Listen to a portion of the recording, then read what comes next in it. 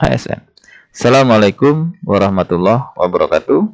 Salam pekerja sosial dan salam para pejuang NIP ya, atau pejuang ASN. Baiklah teman-teman, hari ini ya, kali ini kita akan melakukan simulasi latihan soal untuk persiapan P3K Formasi Pekerja Sosial. Jadi di sini nanti akan kita lakukan simulasi latihan soal sebanyak 30 soal. Oke, tidak berlama-lama, kita langsung saja soal yang pertama. Apa yang dimaksud dengan pekerja sosial? A. Orang yang hanya bekerja di bidang kesehatan. B. Individu yang membantu masyarakat dalam masalah sosial. C. Pekerja yang mendistribusikan barang secara gratis. Atau D. Petugas keamanan di lingkungan masyarakat. Silakan teman-teman dijawab. Oke, langsung kita jawab ya. Oke, jawabannya adalah B. Jadi jawabannya adalah individu yang membantu masyarakat dalam masalah sosial. Itulah yang dimaksud pekerja sosial. Oke, kita langsung ke soal berikutnya. Mengapa peran pekerja sosial penting dalam masyarakat? A. Mereka hanya membantu individu kaya. B. Mereka menyelesaikan masalah hukum. C. Mereka memberikan dukungan dan solusi untuk masalah sosial dan emosional. Dan D. Mereka berfokus pada pengembangan ekonomi. Silahkan dijawab teman-teman. Oke, kita jawab pertanyaan ini, maka jawabannya adalah C ya. Jadi jawabannya adalah C. Mereka memberikan dukungan dan solusi untuk masalah sosial dan emosional. Oke, kita ke soal berikutnya. Jika Anda adalah seorang pekerja sosial yang menghadapi klien dengan masalah kecanduan, pendekatan apa yang paling tepat untuk diterapkan? A. Mengabaikan masalah dan fokus pada pekerjaan lain. B. Memberikan dukungan psikologis dan merujuk ke program rehabilitasi. C. Menyarankan mereka untuk berhenti tanpa bantuan. Dan D. Menawarkan uang untuk mendorong perubahan. Silahkan dijawab teman-teman. Oke, kita lihat jawabannya adalah B ya. Jadi jawabannya adalah B. Yang ini memberikan dukungan psikologis dan merujuk ke program rehabilitasi. Oke, kita ke soal berikutnya. Analisis dampak pekerja sosial terhadap komunitas yang terpinggirkan. Apa aspek yang paling signifikan dari pengaruh mereka? A. Meningkatkan angka kriminalitas. B. Mengurangi stigma dan diskriminasi terhadap individu tertentu. C. Meningkatkan jarak sosial antara kelompok. D. Menyebarkan rumor negatif. Oke, silakan dijawab teman-teman. Kita lihat jawabannya. Oke, jawabannya adalah B ya. Jawabannya adalah B. Jadi, mengurangi stigma dan diskriminasi terhadap individu tertentu. Oke, ke soal berikutnya. Evaluasi efektivitas program intervensi yang dirancang oleh pekerja sosial dalam menanggulangi masalah kemiskinan. Apa indikator keberhasilan yang harus diperhatikan? Jadi indikator keberhasilan ya, yang harus diperhatikan. A. Jumlah peserta yang terlibat. B. Tingkat pengangguran setelah program dilaksanakan. C. Jumlah uang yang dihabiskan. Atau D. Frekuensi pertemuan antara pekerja sosial dan klien. Silakan teman-teman dijawab. Oke, kita lihat jawabannya. Nah, jawabannya adalah B ya. Jadi jawabannya adalah B. Tingkat pengangguran setelah program dilaksanakan. Itu kaitan evaluasi efektivitas program intervensi yang dirancang dalam menanggulangi masalah kemiskinan. Oke, selanjutnya.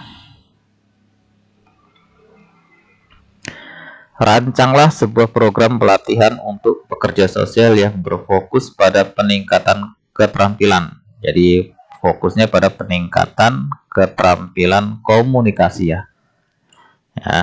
Apa saja elemen kunci yang harus dimasukkan dalam program tersebut? A. Pembelajaran teori tanpa praktik. B. Sesi interaktif dan role playing serta umpan balik konstruktif. C. Program yang hanya berdurasi 1 hari. Atau D. Sesi yang tidak melibatkan klien. Oke, silakan dijawab teman-teman. Jawabannya adalah B ya. Jadi jawabannya adalah B. Sesi interaktif dan role playing serta umpan balik yang konstruktif ya. Itu jawabannya. Kita ke soal selanjutnya. Dalam situasi apa pekerja sosial harus menerapkan pendekatan berbasis komunitas? Jadi pendekatan berbasis komunitas itu dalam situasi apa? A. Saat menangani krisis individu. B. Ketika melakukan penelitian akademik. C. Saat bekerja dengan kelompok masyarakat untuk mengembangkan program sosial. Atau D. Hanya ketika mereka bekerja di institusi pendidikan ya. Di institusi pendidikan. Silakan dijawab teman-teman. Oke, kita lihat jawabannya. Jawabannya adalah C ya. Jadi jawabannya adalah saat bekerja dengan kelompok masyarakat untuk mengembangkan program sosial gitu ya. Pendekatan berbasis komunitas ya, berarti kelompok masyarakat untuk mengembangkan program sosial. Oke, kita ke soal selanjutnya. Analisa peran pekerja sosial dalam pengurangan kemiskinan di masyarakat. A. Mereka tidak memiliki peran dalam pengurangan kemiskinan. B. Mereka hanya memberikan bantuan uang tunai. C. Mereka dapat menyediakan dukungan emosional dan akses ke sumber daya yang memperbaiki keadaan ekonomi. D. Mereka fokus hanya pada pendidikan anak. Oke, silakan dijawab teman-teman. Kita lihat jawabannya. Oke, jawabannya adalah C ya. Mereka dapat menyediakan dukungan emosional dan akses ke sumber daya yang memperbaiki keadaan ekonomi. Oke, kita lanjut ke soal berikutnya. Dalam konteks pelayanan sosial, bagaimana Anda menilai efektivitas program yang dijalankan oleh pekerja sosial? A. Dengan melihat jumlah peserta yang hadir saja. B. Dengan mempertimbangkan umpan balik dari peserta dan hasil yang dicapai. D. Dengan membandingkan biaya program dengan program lainnya. Atau D ya. Ini C tadi, atau D dengan menilai seberapa cepat program diimplementasikan. Oke, silahkan dijawab. Oke, jawabannya adalah kita lihat B ya. Jadi jawabannya adalah B. Dengan mempertimbangkan umpan balik dari peserta dan hasil yang dicapai. Oke, kita lanjut ke soal selanjutnya. Desainlah sebuah program intervensi sosial yang dapat meningkatkan kesadaran masyarakat tentang perlunya dukungan untuk anak-anak yang hidup dalam kemiskinan. Jadi kita diminta untuk sebuah desain ya, untuk meningkatkan jadi kesadaran masyarakat untuk anak-anak yang hidup dalam kemiskinan. A. Kampanye media tanpa keterlibatan komunitas. B. Program pendidikan dan pelatihan bagi pekerja sosial yang fokus pada anak-anak. C. Acara amal tanpa pengukuran dampak. D. Pelatihan untuk orang tua tentang cara mendukung anak-anak mereka. Oke, dijawab teman-teman. Kita lihat jawabannya. Jawabannya adalah B ya. Program pendidikan dan pelatihan bagi pekerja sosial yang fokus pada anak-anak. Selanjutnya, analisis situasi berikut. Seorang pekerja sosial menerima klien yang mengalami tekanan emosional akibat kehilangan pekerjaan. Apa yang seharusnya menjadi langkah awal pekerja sosial tersebut? A. Memberikan saran untuk segera mencari pekerjaan baru. B. Mendengarkan keluhan dan memahami perasaan klien. C. Menyarankan klien untuk beralih profesi. D. Mengabaikan situasi klien karena bukan tanggung jawab mereka. Oke, silahkan dijawab teman-teman. Kita lihat jawabannya. Oke, jawabannya adalah B ya. Mendengarkan keluhan dan memahami perasaan klien, gitu ya. Jadi langkah awalnya ini, ya kan? Jadi langkah awalnya kita mendengarkan dulu keluhan, kemudian baru memahami perasaan klien. Selanjutnya baru mungkin bisa memberikan saran, ya kan? Klien untuk profesi yang memang sudah ada pada diri klien tersebut, gitu kan, dan lain sebagainya. Tapi langkah awal adalah mendengarkan keluhan dulu. Oke, kita lanjut ke soal selanjutnya. Ciptakan rencana tindakan yang bisa diambil pekerja sosial dalam mendukung anak-anak dalam situasi krisis.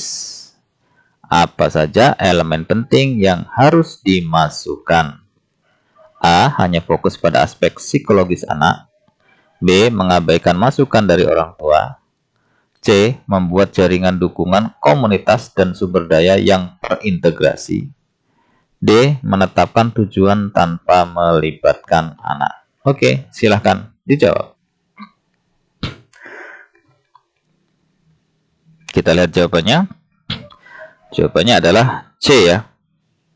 Nah, ini rencana tindakan yang bisa diambil pekerja sosial untuk mendukung anak dalam situasi krisis. Ini elemen pentingnya ya. Jadi membuat jaringan dukungan komunitas dan sumber daya yang terintegrasi. Kalau kita lihat jawabannya ya, ini kan banyak jawaban-jawaban yang negatif nih. Hanya fokus, jadi hanya terkunci ya, terkunci di satu tindakan atau kegiatan.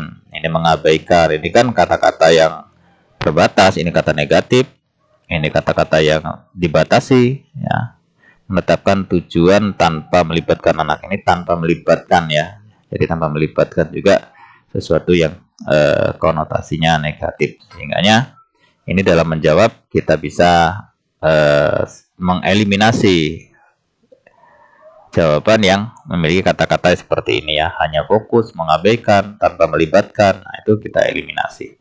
Oke, jawabannya C. Kita lanjut ke soal selanjutnya. Bagaimana seorang pekerja sosial dapat menerapkan teori sistem sosial dalam pekerjaannya? A. Mengabaikan interaksi antar individu. B. Menganalisis masalah dari perspektif individu saja. C. Memperhatikan hubungan antara individu dan lingkungan sosial mereka.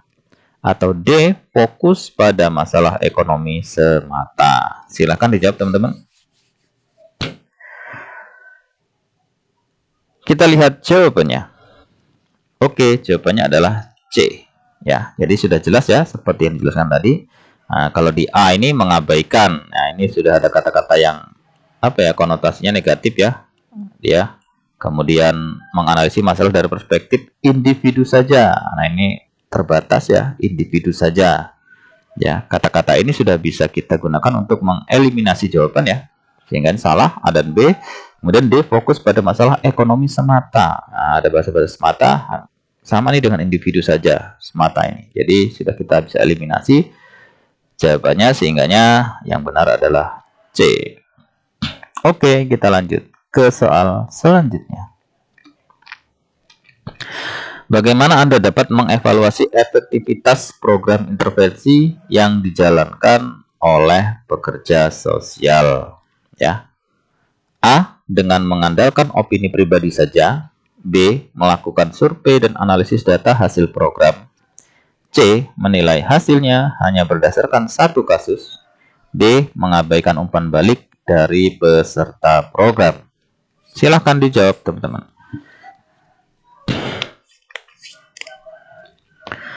Oke, jawabannya adalah kita lihat B ya. Jadi jawabannya B.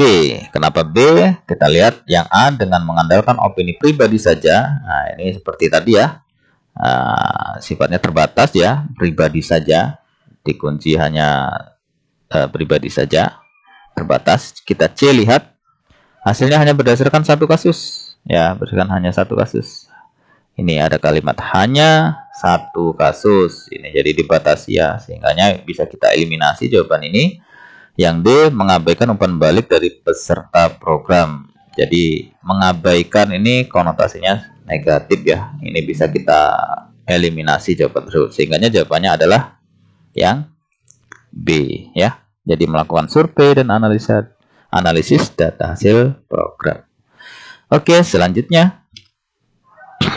Rancanglah sebuah program yang dapat membantu remaja yang menghadapi masalah kesehatan mental. Apa langkah awal yang harus Anda ambil? Jadi ya, langkah awal ini ya yang ditanyakan. Langkah awal yang harus Anda ambil. A. Membuat rencana tanpa survei kebutuhan. B. Melakukan analisis kebutuhan masyarakat dan faktor resiko yang ada. C. Menunggu remaja tersebut datang meminta bantuan. Atau D. Mengabaikan pendekatan kolaboratif dengan pihak lain. Silahkan dijawab, teman-teman. Baiklah, kita lihat jawabannya. Jawabannya adalah B ya. Jadi jawabannya adalah B. Jadi langkah awal yang harus kita ambil ya dalam membantu remaja menghadapi masalah kesehatan mental itu adalah B. Kenapa B? Kita lihat yang A. Membuat rencana tanpa survei. Tanpa survei kebutuhan. Nah, ini konotasinya sudah negatif ya. Membuat rencana tanpa survei. Jadi seolah-olah seperti asal-asalan. Nah, ini bisa kita eliminasi jawaban ini. Kita lihat yang C. Menunggu remaja tersebut datang meminta bantuan nih. Menunggu. Jadi dia yang datang ke kita gitu kan. Untuk minta bantuan. Nah, ini salah. Artinya kita tidak punya jiwa yang empati dan lain sebagainya ya. Menunggu si remaja itu datang ke kita malah. D. Mengabaikan pendekatan. Ini kata-kata mengabaikan ini juga sudah konotasinya negatif. Ini bisa kita eliminasi. Sehingga jawabannya yang benar adalah B ya. Melakukan analisis kebutuhan masyarakat dan faktor resiko yang ada. Oke. Kita lanjut ke soal selanjutnya. Bagaimana seorang pekerja sosial dapat menerapkan pendekatan berbasis kekuatan dalam intervensi sosial? A. Dengan fokus pada masalah yang dihadapi klien. B. Dengan mengeksplorasi dan memanfaatkan kemampuan dan sumber daya yang dimiliki klien. C. Dengan menerapkan teori psikologi yang kompleks. D. Dengan memberikan arahan yang ketat pada klien.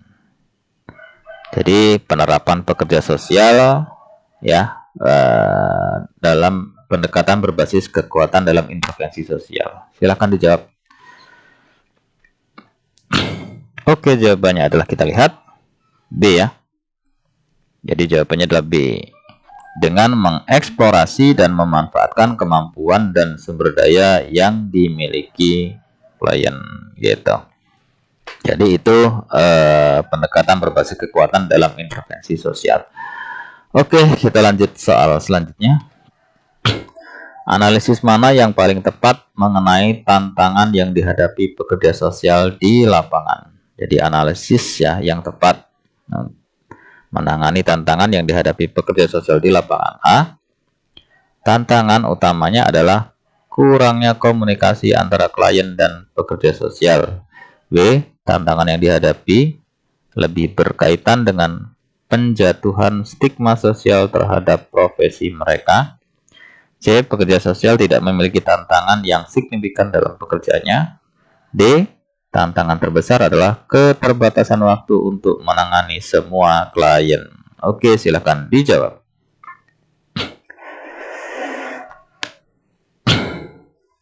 Jawabannya adalah B ya. Tantangan yang dihadapi lebih berkaitan dengan penjatuhan stigma sosial terhadap profesi mereka. Itu jelas ya. Jadi yang paling tepat mengenai tantangan yang dihadapi pekerja sosial ya. Nah, kalau kita lihat ya jawaban yang A, ada bahasa kurangnya komunikasi, ya kan? Nah, ini pekerja sosial tidak mungkinlah dia bisa kurang komunikasi seperti ini gitu kan. Terus kemudian pekerja sosial tidak memiliki tantangan. Nah, ini tidak memiliki tantangan yang signifikan. Nah, ini tidak mungkin, pasti ada tantangannya, sehingganya salah ya. Tantangan terbesar adalah keterbatasan waktu. Nah, ini alasan ya, keterbatasan waktu. Mestinya pekerja sosial itu memang dia harus memiliki waktu yang cukup untuk menangani semua klien. Sehingganya perlu yang namanya manajemen waktu. Sehingganya sebanyak apapun persoalan yang dihadapi terhadap klien itu bisa terpenuhi semua ya. Sehingganya jawabannya adalah B ya jawabannya. Oke, kita lanjut soal selanjutnya. Desainlah sebuah program intervensi untuk mendukung anak-anak di lingkungan beresiko. Langkah apa yang harus Anda mulai? Jadi ini yang awal ya, langkah awal. Ini kata kuncinya. Langkah apa yang harus Anda dimulai? Nah, jadi A. Mengabaikan situasi saat ini dan langsung menerapkan solusi baru. B. Melakukan asesmen kebutuhan anak-anak dan komunitas, serta mengidentifikasi sumber daya yang ada. C. Mengumpulkan semua anak-anak dan memberikan pendidikan formal. D. Menetapkan anggaran yang besar tanpa penelitian lebih lanjut. Oke, silahkan dijawab. Jawabannya adalah kita lihat B ya. Kenapa B? Kita lihat ya. Kata-kata A ya, mengabaikan situasi saat ini dan langsung menerapkan solusi baru ya. Jadi dia mengabaikan situasi nih, terus langsung aja menerapkan solusi baru. Nah, ini kata-kata mengabaikan aja sudah konotasi negatif, sehingga bisa kita eliminasi. Yang C, mengumpulkan semua anak-anak dalam memberikan pendidikan formal ya. Nah, tidak semua anak-anak itu sama, sedangkan ini ada kata-kata semua anak-anak ya. Pendidikan formal ya. Nah, ini juga bisa kita eliminasi ya. Kemudian menetapkan anggaran yang besar ya.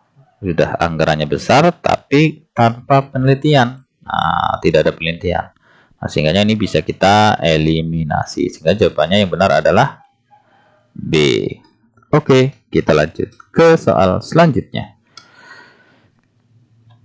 Jika seorang pekerja sosial diminta untuk mengembangkan program bantuan bagi lansia, langkah apa yang harus diambilnya terlebih dahulu?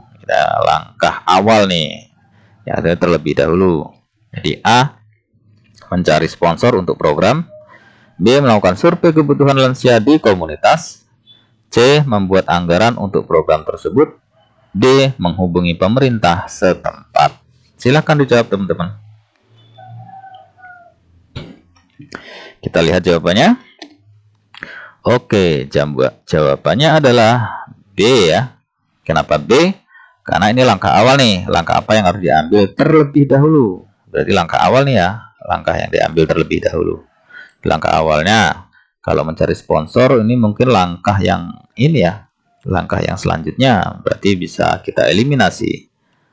Kemudian yang B, membuat anggaran untuk program. Nah, ini langkah selanjutnya juga ya. Membuat anggaran ini. Sehingganya bisa kita eliminasi. Menghubungi pemerintah setempat. Nah, ini juga langkah selanjutnya. Nah, jadi kita eliminasi. Jadi yang diambil terlebih dahulu ya, atau langkah awal adalah kita lakukan survei dulu. Nah, survei kebutuhannya apa lansia tersebut ya.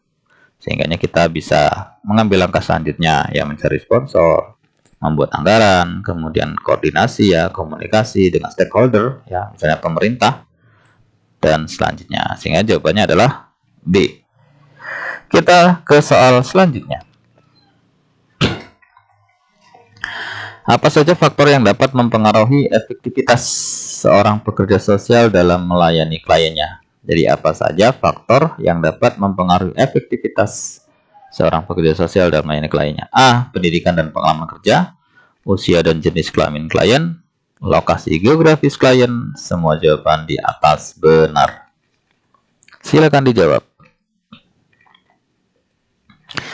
Jawabannya adalah D ya. Jadi semua ini benar teman-teman. Jadi faktor yang dapat mempengaruhi efektivitas seorang pekerja sosial dalam melayani klien itu ya, dilihat pendidikan, pengalaman kerjanya. Ini faktor-faktor yang penting nih yang harus dimiliki oleh pekerja sosial ya. Kemudian usia ya, jenis kelamin klien itu juga mempengaruhi gitu ya. Kalau pekerja sosial usianya mungkin sudah agak lansia dan lain sebagainya atau malah justru belum dewasa, itu kan tidak bisa juga ya. Kemudian lokasi geografis ya, lokasi geografis juga mempengaruhi teman-teman. Kalau misalnya di tempat pegunungan, kemudian misalnya tempatnya memang geografisnya sulit dan lain sebagainya, itu juga mempengaruhi dalam melayani klien. Sehingganya ini semua benar nih. Ini semua benar, jadi jawabannya adalah D ya. Kita ke soal selanjutnya. Evaluasi mana yang paling tepat untuk menilai keberhasilan sebuah program pekerja sosial?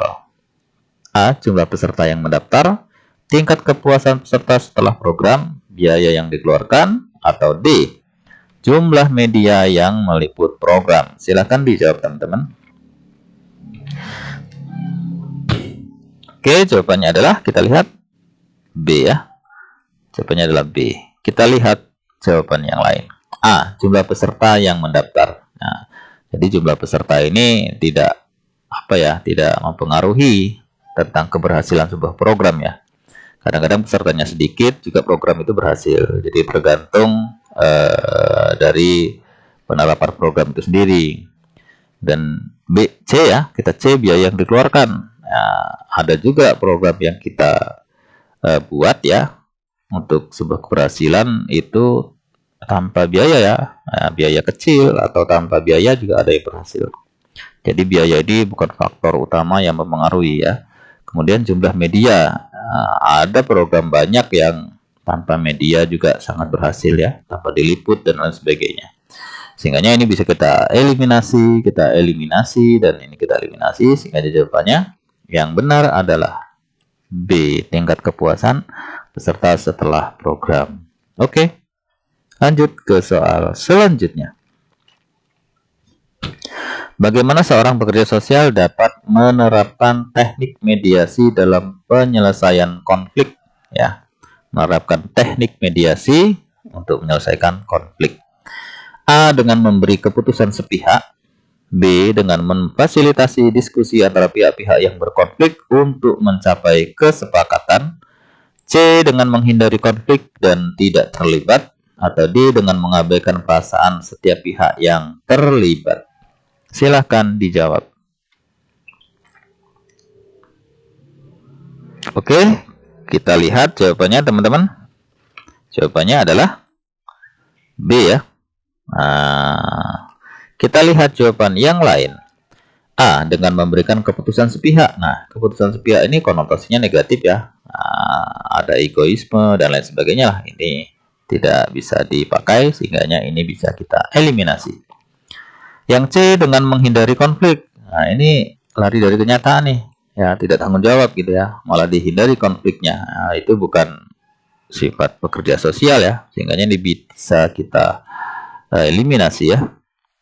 D. Dengan mengabaikan perasaan orang. Ini mengabaikan juga ya, mengabaikan perasaan ini juga konotasi negatif, langsung bisa kita eliminasi, sehingga jawabannya adalah B. Oke, kita lanjut ke soal selanjutnya. Analisis situasi berikut. Seorang pekerja sosial menemukan bahwa klien merasa tidak didengar dalam proses terapi kelompok. Apa langkah yang sebaiknya diambil oleh pekerja sosial tersebut? Gitu ya. Jadi ada klien nih yang merasa tidak didengar, gitu kan. Jadi langkah kita sebagai pekerja sosial itu apa? A. menghentikan sesi terapi kelompok. B. Mengabaikan keluhan klien. C. Mengadakan pertemuan dengan klien untuk mendalami perasaannya dan mencari solusi bersama. Atau D. Merekomendasikan klien untuk keluar dari kelompok. Silahkan dijawab. Oke, kita lihat jawabannya adalah C ya. Jadi jawabannya adalah C. Kita lihat jawaban yang lain. A. Menghentikan sesi terapi kelompok. Nah, ini menghentikan. Jadi kata-kata menghentikan itu sudah bisa kita bisa kita eliminasi ya. Ada persoalan kok tiba-tiba dihentikan ya. Kemudian B. Mengabaikan juga, ini kata-kata yang konotasi negatif bisa kita eliminasi ya. D. Merekomendasikan klien untuk keluar nih. Untuk keluar dari kelompok. Nah, ini kata kunci yang bisa kita nilai sehingga bisa kita eliminasi. Sehingga jawabannya yang benar adalah C. Oke. Kita ke soal selanjutnya. Ciptakan sebuah rencana intervensi sosial untuk mengatasi masalah penyalahgunaan zat di kalangan remaja di lingkungan sekolah. A. Mengadakan sosialisasi tentang bahaya penyalahgunaan zat dan menyediakan konseling secara berkala. B. Mengabaikan masalah dan berharap akan hilang dengan sendirinya. C. Menyediakan akses bebas untuk narkoba agar remaja tahu cara menghindarinya. Atau D. Mendorong remaja untuk melaporkan teman-teman mereka yang menggunakan zat. Silakan dijawab. Oke, kita lihat jawabannya adalah A ya. Mengadakan sosialisasi tentang bahaya ya. Ini penting sekali penyalahgunaan zat tersebut. Kemudian juga setelah sosialisasi kita menyediakan konseling ya. Jadi konseling secara berkala ya. Kalau misalnya cuma sosialisasi saja itu kurang sempurna ya. Sehingga kita juga harus menyediakan konseling secara berkala. Kita lihat yang B, mengabaikan. Ini juga sudah bisa kita eliminasi ya. Kemudian menyediakan akses bebas. Nah, ini akses bebasnya ini kata-katanya. Untuk narkoba agar remaja tahu cara menghindarinya. Ya, justru menyediakan akses bebas ya. Ini malah bahaya. Bisa kita eliminasi. Mendorong remaja untuk melaporkan. Nah, ini kurang pas ya. Ya, kurang tepat. Jadi melaporkan teman-teman yang menggunakan zat. Sehingganya jawaban yang benar adalah yang A. Oke, kita ke soal selanjutnya. Tujuan dari rehabilitasi sosial bagi penyandang masalah kesejahteraan sosial mampu berfungsi sosial adalah A. Upaya yang diarahkan untuk mencegah dan menangani resiko dari guncangan dan kerentanan sosial. B. Upaya untuk meningkatkan kemampuan seseorang dalam menjalankan tugas-tugas kehidupannya sesuai dengan status sosialnya. C. Untuk menjamin seluruh rakyat agar dapat memenuhi kebutuhan dasar hidupnya yang layak. Atau D. Upaya yang diarahkan untuk menjadikan warga negara yang mengalami masalah sosial mempunyai daya. Silakan dijawab. Kita lihat jawabannya. Jawabannya adalah A ya. Upaya yang diarahkan untuk mencegah dan menangani resiko dari guncangan dan kerentanan sosial. Nah, itu jawabannya teman-teman ya. Tujuan dari rehabilitasi sosial bagi penyandang. Nah, ini tujuan dari rehabilitasi sosial bagi penyandang sosial. Ini adalah upaya yang diarahkan untuk mencegah dan menangani resiko dari guncangan dan kerentanan sosial. Oke, jawabannya adalah A. Kita ke soal selanjutnya. Oke, kita lihat. Kemiskinan, kejahatan, kecanduan, perjudian, dan tingkah laku yang berkaitan dengan semua peristiwa tadi merupakan gejala dari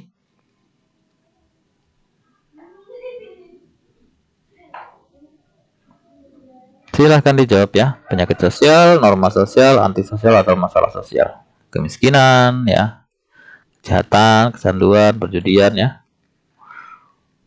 Gejala dari apa nih? Kita lihat jawabannya. Jawabannya adalah D ya, jelas masalah sosial.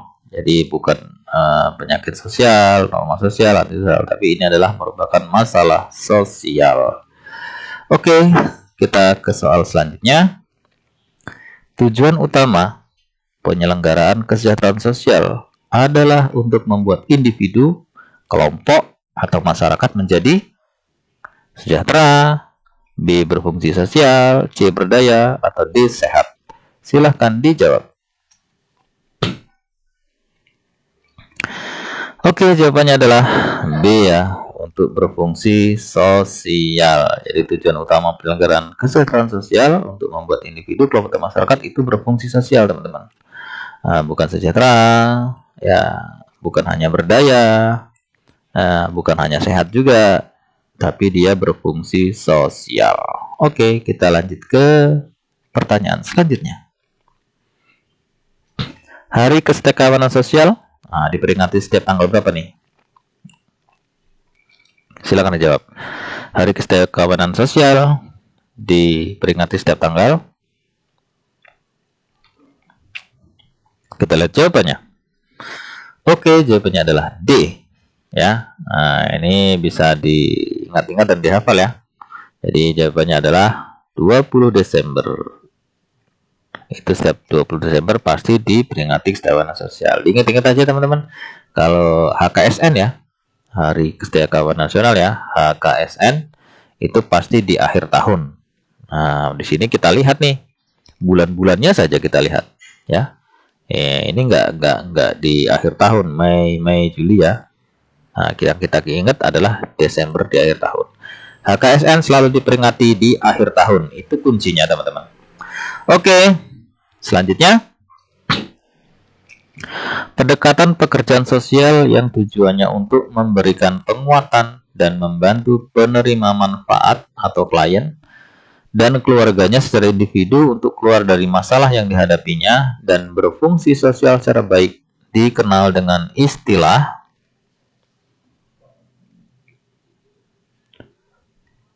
ya, kata kuncinya itu memberi penguatan nih, memberi penguatan dan membantu klien ya keluar dari masalah yang dihadapi. Jadi memberikan penguatan untuk membantu klien dari masalah yang dihadapinya dan berfungsi sosial secara baik. Dikenal dengan istilah apa tuh? Social solution, social individualization, social case work, social group work, social empowerment. Apa tuh? Jadi jawabannya kita lihat C ya. Jadi social case work. Oke. Kalau oke, selesai 30 soal sudah kita berikan ya. Contoh 30 soal P3K untuk pekerjaan sosial. Oke, di akhir ini hasil yang baik dikarenakan usaha yang baik. Jadi belajar bisa di media mana saja, teman-teman. Silahkan. Tentunya usaha tidak akan mengkhianati hasil ya, atau proses tidak mengkhianati hasil. Terima kasih, semoga sukses. Sampai jumpa di soal-soal berikutnya. Assalamualaikum warahmatullahi wabarakatuh. Salam.